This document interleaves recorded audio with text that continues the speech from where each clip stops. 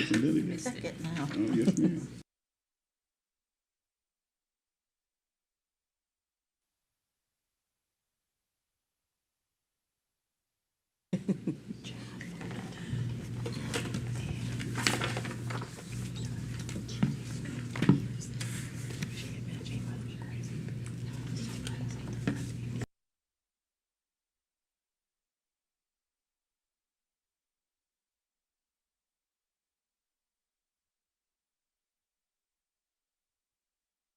Call to order our city council meeting scheduled for July 25th, 2024.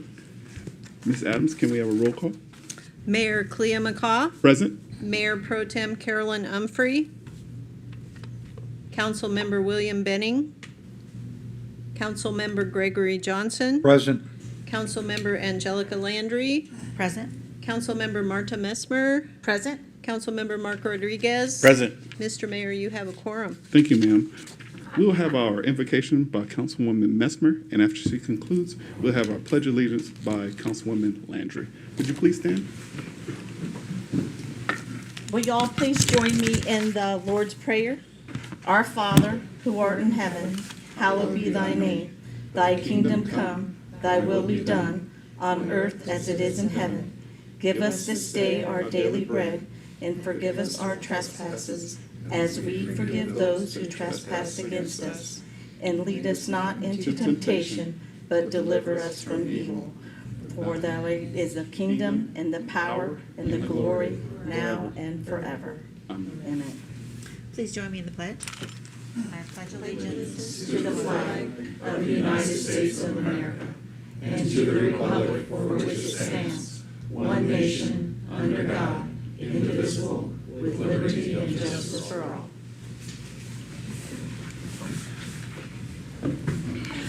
Thank you.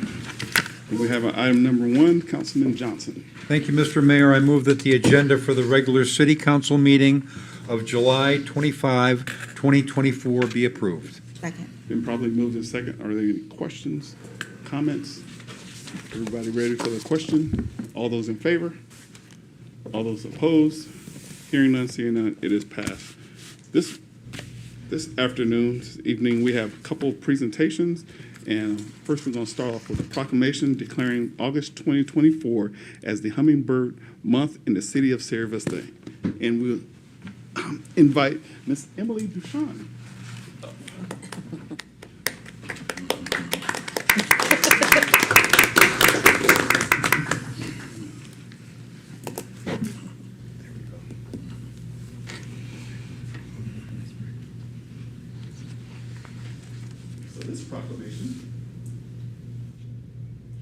This proclamation reads as such. Whereas Sierra Vista, Arizona, the hummingbird capital of the world, is renowned for its rich biodiversity and is recognized as a premier bird watching destination, particularly for its wide variety of hummingbird species. And whereas the month of August is a peak time for the hummingbird activity in our region, with numerous species migrating through and residing in the area, providing residents and visitors alike a unique opportunity to observe these fascinating and beautiful creatures. And whereas promoting the appreciation and conservation of hummingbirds aligns with Sierra Vista's vision for tourism, as well as its commitment to environmental stewardship and wildlife preservation.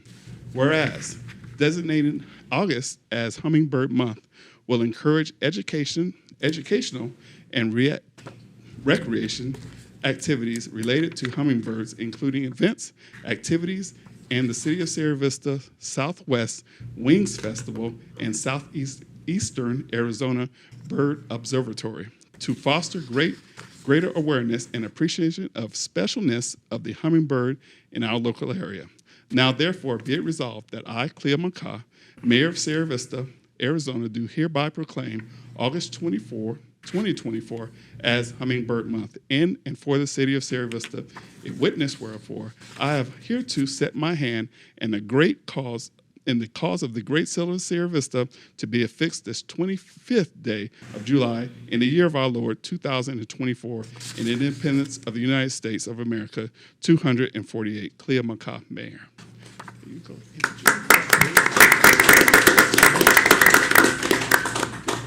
Thank you so much, Mr. Mayor. I just wanted to say a few quick words. We have a whole month of activities and events planned. This August, everything from art activities to hiking events, sporting events. So please make sure to look in your Vista 411 or online at our website for a list of those events so you can attend one or several with your family and friends.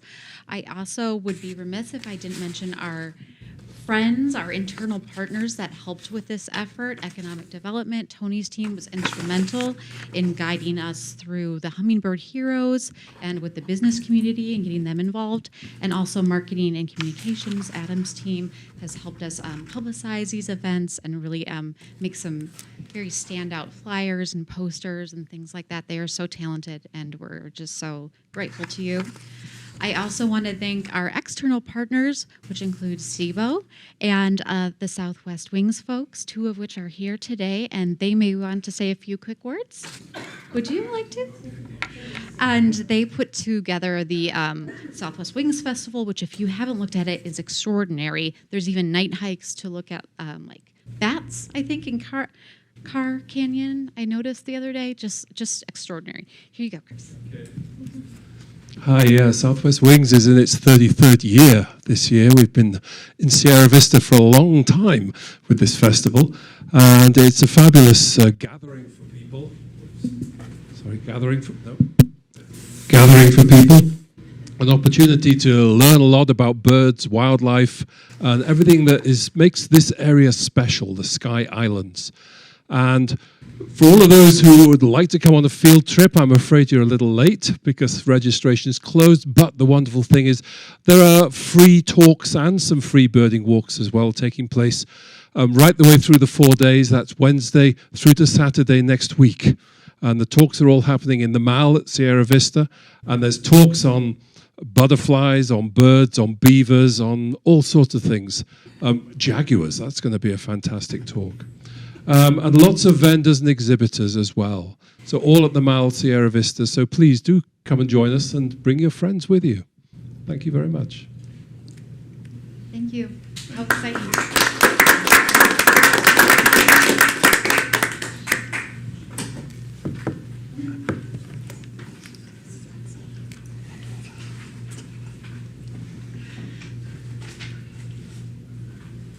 Thank you. And our next presentation is by Heinfeld Meach and Company, PC, presentation of the fiscal year 2023 audit as required by Arizona ARS Statute 9-481.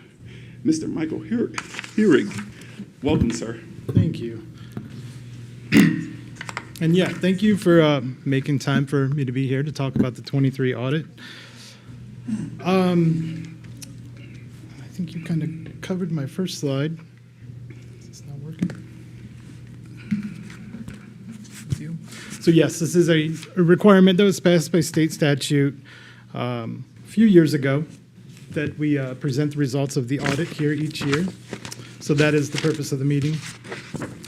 When we talk about the audit, we mean a lot of different things. There's the financial statement audit, there's the federal compliance piece of the audit, and then there's also some state compliance going on as well. This slide just talks about the different stakeholders and the people who are interested in those different reports, be it grantors or state agencies, federal agencies that you report to. The audit process for 23 started about a year ago, and some remote work. As things have gotten more electronic, we can do a lot of remote work from our office, but then we still do some site visits here. Some of the work does lend itself more to site visits because of the record keeping maintained in a hard copy fashion. But then we do a lot of interviews when we're on site as well, so that just works better on site. We were here in September and January. The fourth bullet kind of covers the types of audit procedures we perform: internal controls, data analytics, analytical comparisons, substantive procedures like vouching and confirming. And then ultimately, the last step of the audit there is when we get the core financial statement document, the ACFR, we are performing our quality control review of that document, working with David's team and ensuring that those adhere to proper accounting standards. So this slide just has the various audit reports that we've issued this year. Communication to governance and the ACFR, I'll talk about those on the next few slides, the single audit report as well. The last two on that slide, ELR and HERF, those are state compliance reports.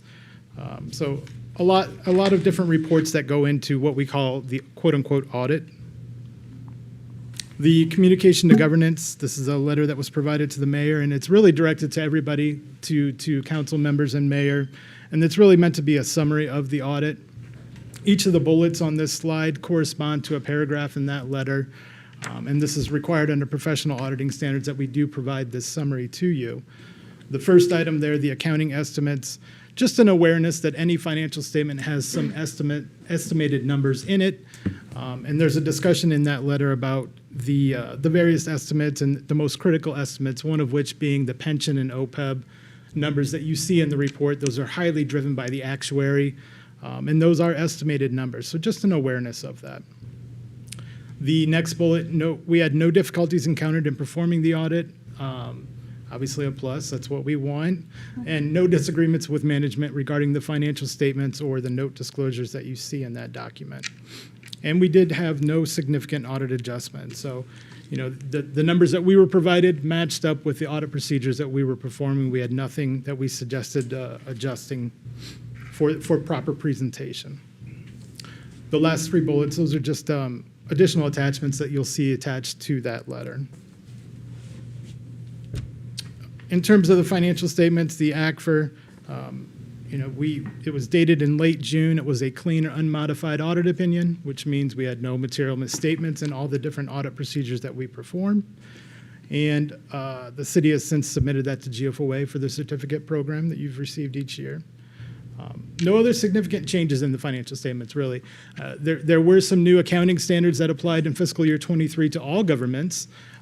But luckily, in the case of Sierra Vista, nothing that would have impacted your financial statements. They didn't apply as much, or maybe they didn't have as a material impact on the city's financials. And then the last bullet there, you can see an increase in net position of about 14 million. I think that's largely driven by TPT, as well as some of that federal funding that's still coming through, that one-time funding through the COVID grants. We're still seeing some of that flow through.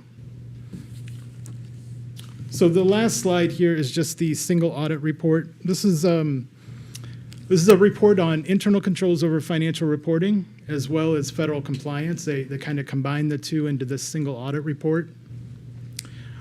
I've listed some page numbers there if you want to go back and look, but the CFA is the Schedule of Expenditures of Federal Awards. This is where you can see everything that the city spent that was federal in nature. About $6.8 million in fiscal year 23. As your auditors, as any audit team would do, we do have to identify major federal programs, and that's really the focus of the federal piece of the audit that I was referring to.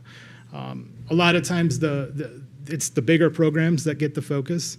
So if you look at that CFA, you will see the bigger programs are outdoor recreation as well as coronavirus state and local fiscal recovery. So those were the major federal programs that we focused on during our federal audit. And that makes up about 75 or 70% of the CFA. So we're looking at a good chunk of the federal money that's being spent.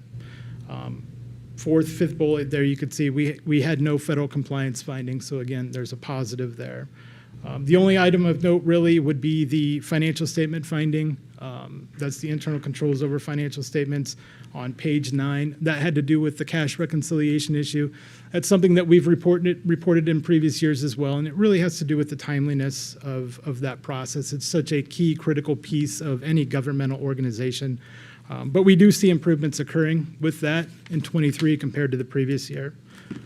The timeliness is being corrected. So the last piece of this single audit report, pages 10 to 13, is management's response to that finding. And you can see there's a very lengthy and thorough plan in place to address the finding, and I think you're well on the way to getting rid of the issue. So with that, I will close it with just thanking everybody at the city. As auditors, we ask for a lot of information, we ask for a lot of records, we ask a lot of questions, some of which we've probably talked to you guys as well. So we do appreciate everybody being faithfully answering those questions and doing it in a friendly manner. It certainly makes the audit go a lot smoother. So I do want to thank everybody at the city that's involved in that. If there are any questions, I can try to answer those here tonight. Otherwise, our contact information, if you want to reach out to us directly, if you think of something. Thank you, sir. Any questions? No, sir. We have no questions. Thank you. Thank you, Good sir. meeting. Appreciate it. And our next presentation is by Mr. Felix, the compliance with the ARS 411494.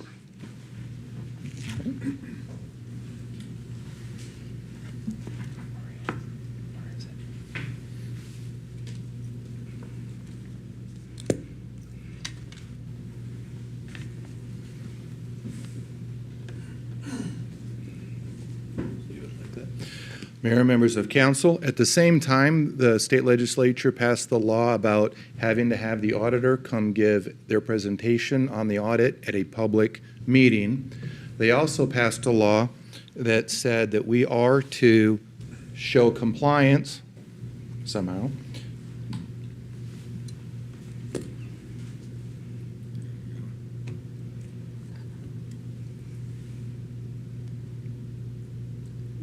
There you go. The governed with section 41-1494 of another section of the code, which basically states that the city is not spending any money in any sort of training, harassment or otherwise, that lays blame for any fault of anything based on race, gender, color, anything like that.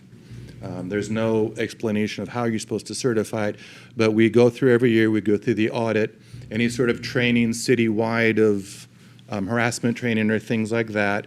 None of this is in there, and the city is careful on what it does with it, and there's been no training, nothing that would fall under these guidelines.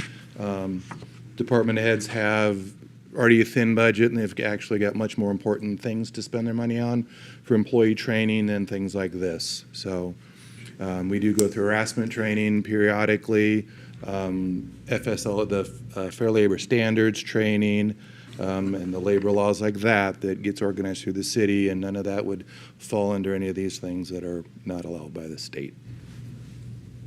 And this also has to be given at a public meeting like this as well. Be happy to answer any questions you may have. No questions. Thank you so much, sir. And we will have our city manager report, sir. All right. Thank you, Mayor McCaw, members of the council. Your next regularly scheduled work session is scheduled for Tuesday, August 6th, 3 p.m. here in the council chambers. And of course, then your next regular meeting is the following Thursday, the 8th, 5 p.m., also here in the council chambers. A reminder that on August 13th, 6:30 a.m. to 8:30 a.m. is the city's annual Spotlight Breakfast, and that will be held at the Cochise College meeting room in the Student Union building there. So look forward to seeing people there, and hopefully we'll get a good turnout for that. Got a few things to go over. First, an update on the golf course situation.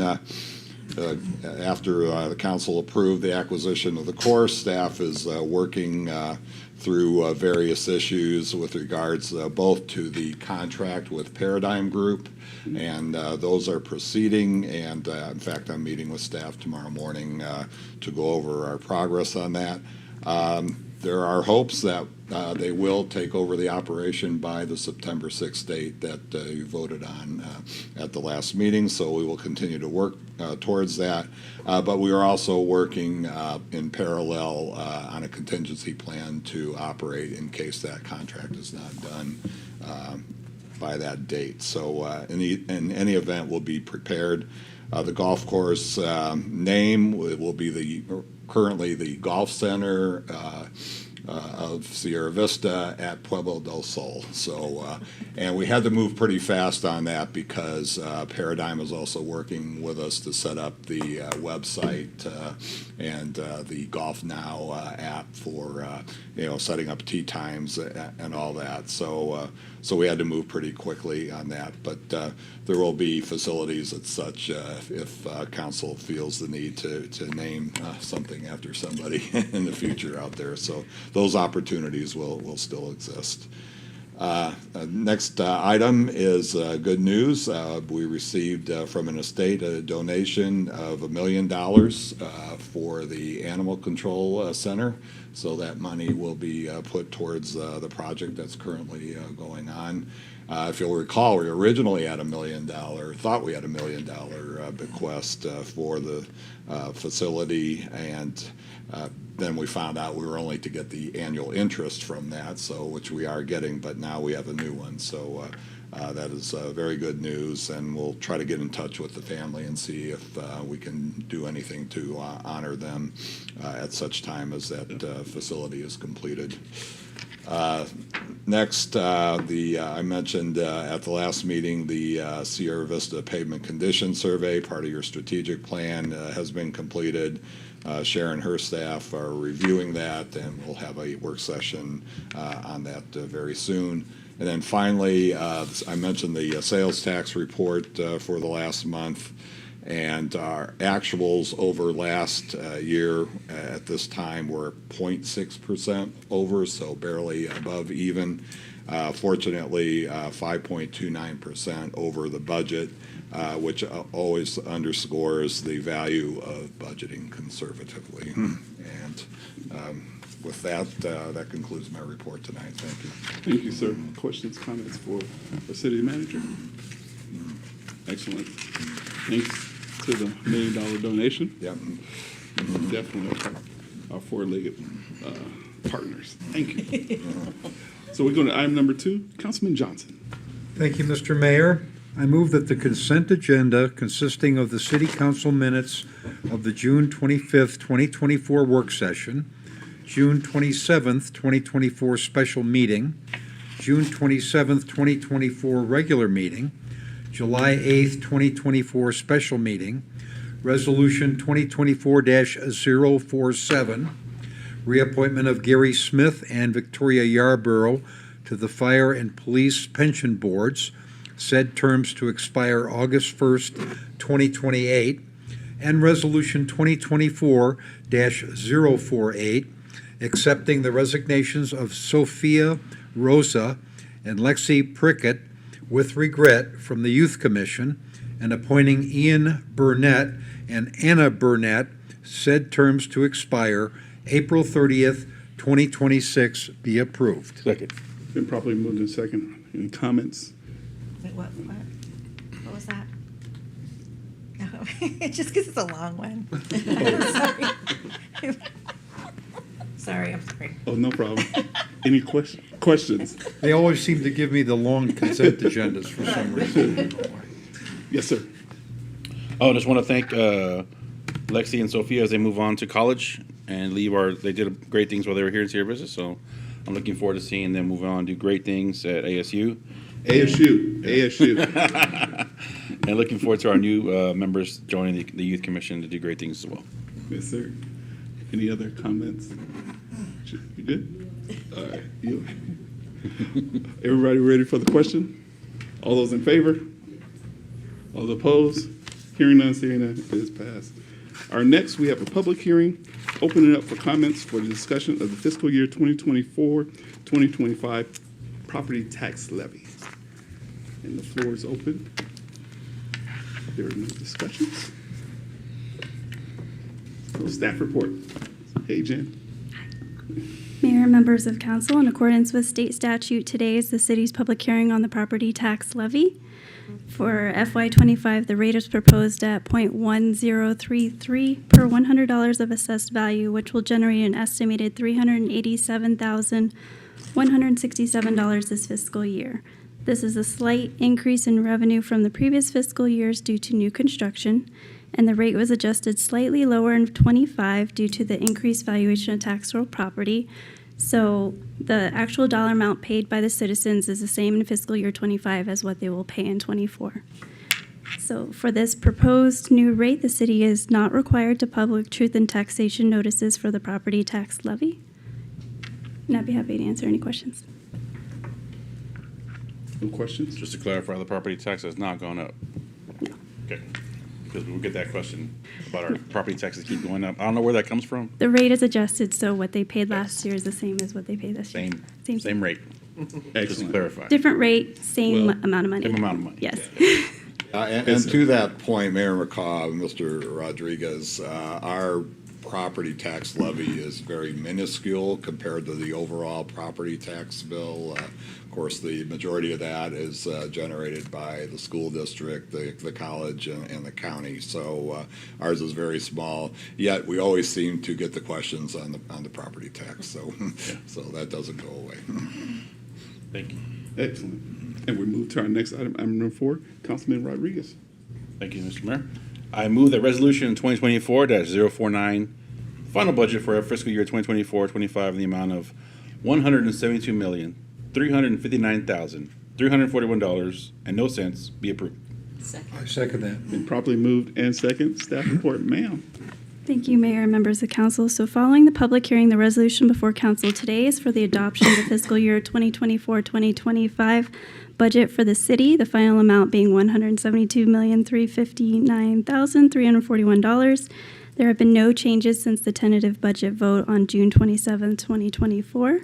The tentative budget, as well as all state budget forms, have been posted on the city's website. We have received one public comment from since the work session on Tuesday, and a copy has been sent to council. The first question pertained to a possible donation for the scoreboard, and the second is related to a carryover amount for Roadrunner Park design. So for the final step in the budgeting process, council will meet on August 8th, 2024 at 5 p.m. to vote on the primary property tax levy for 24-25. Any questions, comments? The conclusion of a lot of work. Yes, thank you. Thank you, Jen, for Then we'll start all over. You start on the next one already. Good. Thanks to all the staff. It's been a great year. excellent. Thank you, ma'am. Are everybody ready for the question? All those in favor? Opposed? Hearing none, seeing none, it is passed. Thank you, ma'am. Thank you so much. And we go to item number 5, Councilwoman Messmer. Thank you, Mayor. Mr. Mayor, I move that Resolution 2024-050 authorizing the issuance of an education facility revenue bond, American Leadership Academy project in an aggregate principal amount not to exceed $250 million, and the proceeds of this, which will be loaned to the American Leadership Academy, Inc., a nonprofit corporation, to be approved. Second. Been properly moved in second. Staff reports. Good to see you, sir. Good to see you. Mr. Mayor, members of the council, city staff, city administration. I am Michael Sonia, counsel to the Sierra Vista Industrial Development Authority, and we are bringing to you today a resolution for your approval of the proceedings of the Sierra Vista IDA approving the issuance of these revenue bonds for American Leadership Academy. Board members, council members, and the mayor may remember that last year the Sierra Vista IDA issued bonds for American Leadership Academy for 2 other schools. This is a supplemental issue to those. It's 2 more schools, one of which they are buying that they currently lease, the other one that they are building. And so that these are supplements to the original documents, but it's a separate bond issue under the law. The resolution before you approves the proceedings of the Sierra Vista IDA in regard to these bonds. Just a reminder that these are revenue bonds. They are payable only from the revenues of American Leadership Academy, that neither the city nor the Sierra Vista IDA are pledging their general credit or any credit or nor the credit of the state for the payment of these bonds. There are also other revenue bonds outstanding for American Leadership Academy, and so what they do is they aggregate all of the revenues, and then the trustees for the bonds pay those bondholders that money. Further, just again a reminder that fees paid to the Sierra Vista IDA are then used for not only their administrative purposes, but for economic development within the city. Happy to answer any questions you may have. Thank you, sir. Questions, comments? I just wanted to comment. Yes, ma'am. Yeah. Mr. Cellini, I always appreciate you being able to come down and how you break things down and explain things. And then I always appreciate the clarification that Sierra Vista is not liable. So I thank you for that. Thank you. I appreciate, I enjoy coming down, happy to do it, and happy to answer any questions. Plus, it's a little cooler down here. It is, always. Any other questions, comments? Ready for the question? All those in favor? Opposed? Hearing none, seeing none, it is passed. Thank you, sir. Thank you. Next item number 6, Councilman Rodriguez. Thank you, Mr. Mayor. I move that resolution 2024-051, an intergovernmental agreement with Cochise County for funding of a consultant to promote retention and expansion of missions of the U.S. Army at Fort Huachuca be approved. Second. Been properly moved in second. Staff report. Ms. Herbold, ma'am. Thank you, Mayor McCaw and members of council. This will be the third time this IGA has been before council for your consideration, most recently in 2014 and 2019 when it was approved. And this intergovernmental agreement lays out the partnership between the Fort Huachuca 50 and Cochise County to fund a consultant who helps us in Washington, D.C. with advocacy efforts for new and expanded missions on Fort Huachuca, monitoring for potential threats, and who has recently assisted the partnership with such efforts as including language in the National Defense Authorization Act related to the acquisition of the 203 acres adjacent to the airport, and also such things as project funding requests to assist Fort Huachuca. The partnership currently works with Joe Corrigan of Corrigan Ussery and has been very pleased with his assistance in these endeavors. And I am happy to answer any further questions. Comments, questions? It's a very important mission, so now it's good to see our partnership with the Huachuca 50, who does their part as well, to make sure that the mission and Fort Huachuca is always promoted at places like D.C. and things like that, where this little corner of Arizona doesn't get a lot of love. So it's good. We need those people that are fighting for us up there. It's very important. He does great work. Everybody ready for the question? All those in favor? Opposed? Hearing none, seeing none, it is passed. Thank you. We'll go to item number 7, Councilwoman Landry. Thank you, Mr. Mayor. I move that resolution 2024-052, forgiving a payment plan by Castle and Cook, Arizona, contingent upon a successful closure and transfer of the Pueblo del Sol Country Club and Golf Course to the city of Sierra Vista based on the outstanding balance on the day of the closure, be approved. Second. Been probably moved in second. Staff report, Mr. Felix. Mayor, members of council, back in 1999, there was sewer extension done south, the Avenida del Sol or Pueblo del Sol sewer extension. It was intended to both have this effluent from Tribute, and then also it ended up being beneficial as we got the effluent from Southland Utilities to count towards our recharge and things for the groundwater. At that time, the code required that the developer either put in the interceptor, or we could have an agreement where we would put in the interceptor if they would guarantee it, and then they would be reimbursed over time as people connected into that specific line. That was actually unwieldy and very difficult, so we changed the method, and you're actually brought into the whole system. A study was done in 2009 that took all the outstanding interceptor values and included it in the connection fee that developers pay when they hook to the sewer system. Throughout that time, part of the agreement with Castle and Cook was that they would guarantee the repayment of the principal and interest, and we did charge prime rate at the time, within 20 years. The 20 years came up, and they then we agreed and council agreed to do a 10-year payment plan of the interest. The principal portion is ours, and so we do not have to reimburse them for it over time of the connection fees as they come in. They have made 3 payments of the $1 million, so they paid us over $300,000 towards the note. As part of the agreement with the golf course, they would transfer the golf course to us at no cost, and we will forgive this note. Now, we have put in here that it is contingent on the transfer to the city. So if they transfer it to another entity for some reason, the note is not forgiven. And in case there's delays in the closure, it will be the time of the outstanding balance at the time of closure. The payment plan is once a year, and they have made their July payment of this year. So that's why the outstanding balance is what it is, because that is what we expect it to be on the proposed closing date of September. Be happy to answer any questions you may have. Excellent. Questions? Yes, sir. Just a quick one, David. With respect to the forgiven debt from Castle and Cook, we will still be paying that back to the sewer fund, is that That my is correct. understanding? And That that is will be correct. done over time? Have you amortized that out at all yet? Actually, I am hoping, as we're getting ready to close the books, last year we did have various savings and things, and I'm hoping to actually, as part of our end-of-year closing, recommend the whole payment out of 2024 funds. Of course, we will not get a better feel for that until all of the bills come in for last fiscal year and we log in all the revenues. If not, we'll come up with a payment plan over time as the general fund can afford to pay it. But I am hoping that we can take last year, some excess revenue out of last year, and just have it off the books so we don't have to track it and worry about it anymore. Thank you. Thank you very much. Thank you. Thank you for making that clarity. Everybody ready for the question? All those in favor? Those opposed? Hearing none, seeing none, it is passed. Go to item number 8, Councilman Johnson.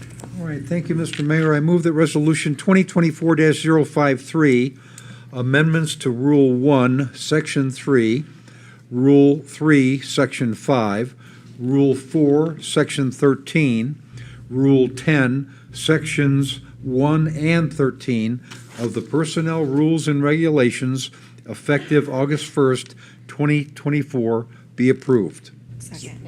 Been properly moved in second. Staff report, ma'am.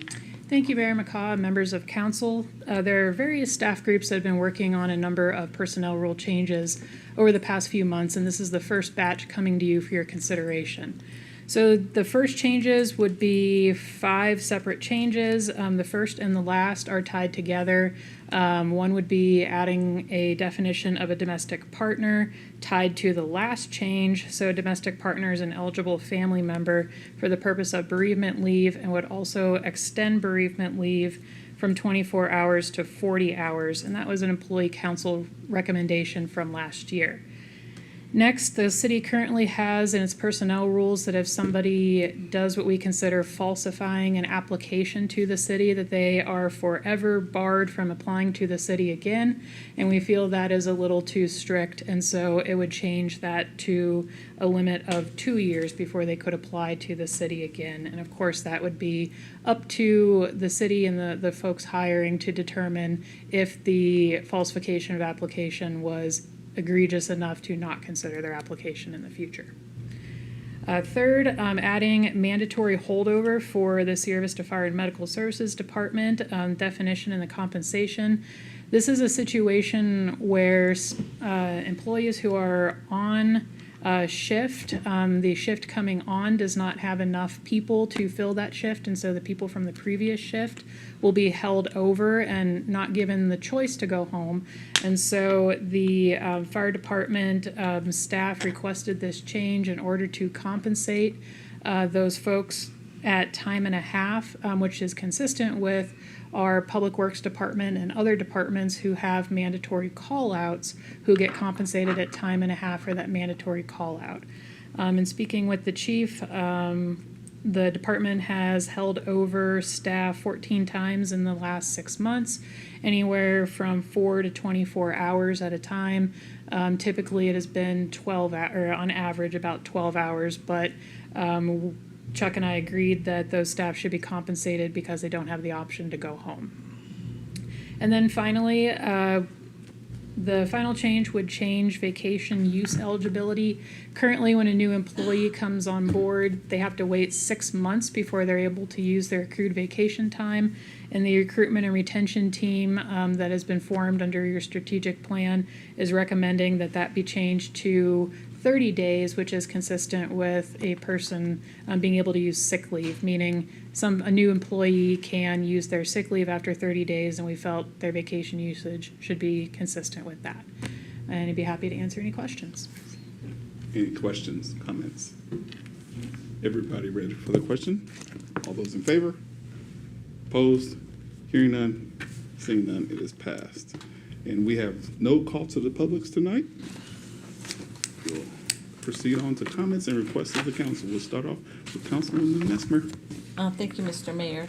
I'd just like to invite everybody out to the Veterans Park on Saturday, July 27th for Buffalo Soldier Day. This is the first time that they're bringing, Swabs is bringing the actual celebration down. They usually have it on Fort Huachuca, but they're actually bringing it down to Sierra Vista. So it's at the park again, the Veterans Park from 4 to 8.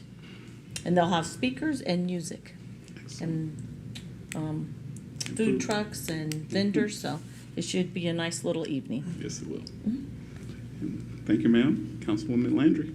Thank you, Mr. Mayor. I just wanted to give a shout out about the Visitor Center grand reopening. There was a really good turnout earlier this week. So if anybody is not aware of it, it's at the OYCC, Oscar Urens Community Center. It's in there. There's a lot of really great information. You can also buy Sierra Vista swag. There's fun facts. There's even a really cool poster of the different peaks in the mountains that you can get.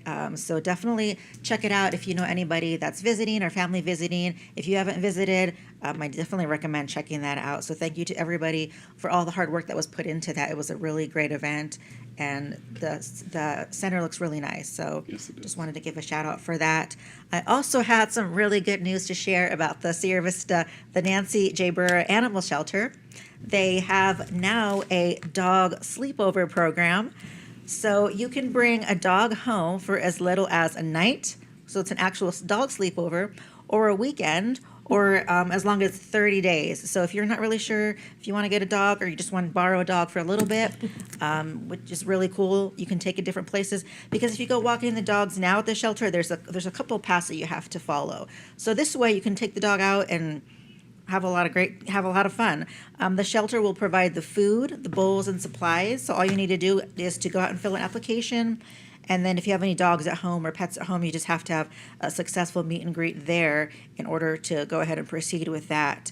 So the really great thing about the program is that it helps with socializing the dogs in the shelter, and it gives them a break from being in the kennel all the time and kennel stress. Sometimes some of those dogs have been there for hundreds of days in the kennel. And even though there's a lot of volunteers and a lot of the shelter workers there, they do their best to take them out for the play times and stuff like that, and there's people that go and walk them.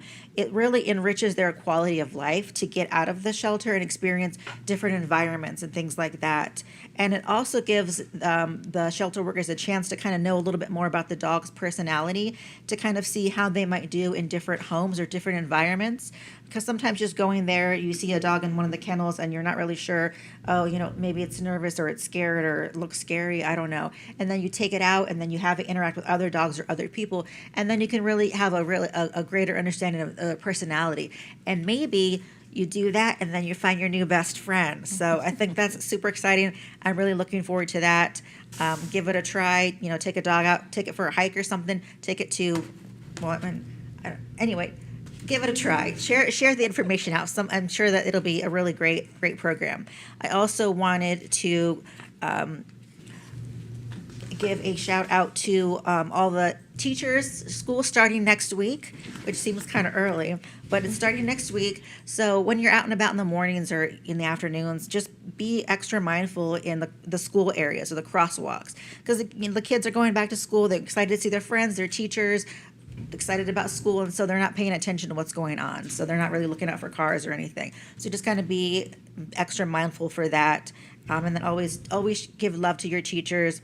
There's lots of excitement going on. The teachers have their classrooms set up. They're super excited to see the kids back at school. So maybe mark in your calendar for maybe a few months from now to check in on them, see if they need anything, any supplies. There's always something that you can do. Because a lot of the teachers, they buy supplies out of their own meager paycheck. They don't really make a lot of money, and they're buying things for these kids because they love what they do. They love the kids. So I definitely recommend checking in on them throughout the year, because what they do is something that has such a positive ripple effect on our community and the society. So I hope they have a really great beginning of school year. Thank you.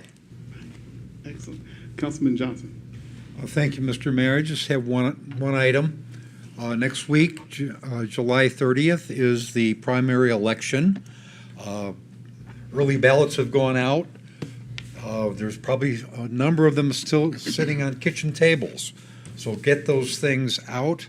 There's a drop-off box. Closest one is at Foothills Drive at the center there.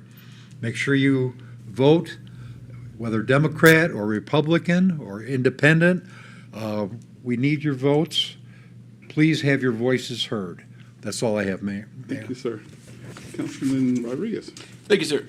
Last year we had last week, the Arizona District 8 Little League tournament was here in our city. We had cities from all over Arizona here. Really got to showcase our fields. Unfortunately, we also showcased monsoon, so a lot of rain on the fields. But our city staff was amazing. I was out there. I know you were out there. Yes, sir. They were working hard, and the tractors and shoveling dirt and just making it happen. And the people from other cities that came to our town were, I talked to a lot of them, and they were impressed with the staff as well. Obviously, there were some people that were just impatient, but you're going to have impatient people anywhere, so I'm not worried about them. There you go. But our staff was doing great work, so I want to thank you. Anybody that was involved, there were some volunteers out there throwing dirt around, and it looked impossible, like there's no way they were going to play, but they played. They made it through, and, congrats to Litchfield Park, who's moving on to the West Region. Yes. That was a great event, so thank you really for all the hard work they did out there to getting those fields right, or looking back right again. Looking forward to the Hummingbird Month events. I've seen a lot of that stuff out. They've been sharing all that stuff. Thank you to Southwest Range for coming, sharing that stuff, and looking forward to us having a big Hummingbird Month every year. And then eventually we're going to get that big hummingbird that people are going to drive off I-10 to come see. I know it's going to happen. The biggest hummingbird in the U.S. It's going to be here. That's what it's planning. It's going to happen. Officer Bowser, thank you I got his card and his sticker. He's still a probie, he's still on probation. I am assuming he won't be at the Tip-A-Cop event at Vinny's, but He will be at National Night Out. National Night Out, okay. So I'm glad he's doing well in the garden over there, eating up all the snacks. That's all I have. Thank you. That is so cool. Vinny's had celery, though, I'm just saying. So 31st of July is the first day of school. We have our 100 men in suits and uniforms scheduled for that day at 6 o'clock in the morning, 6 to 6:15.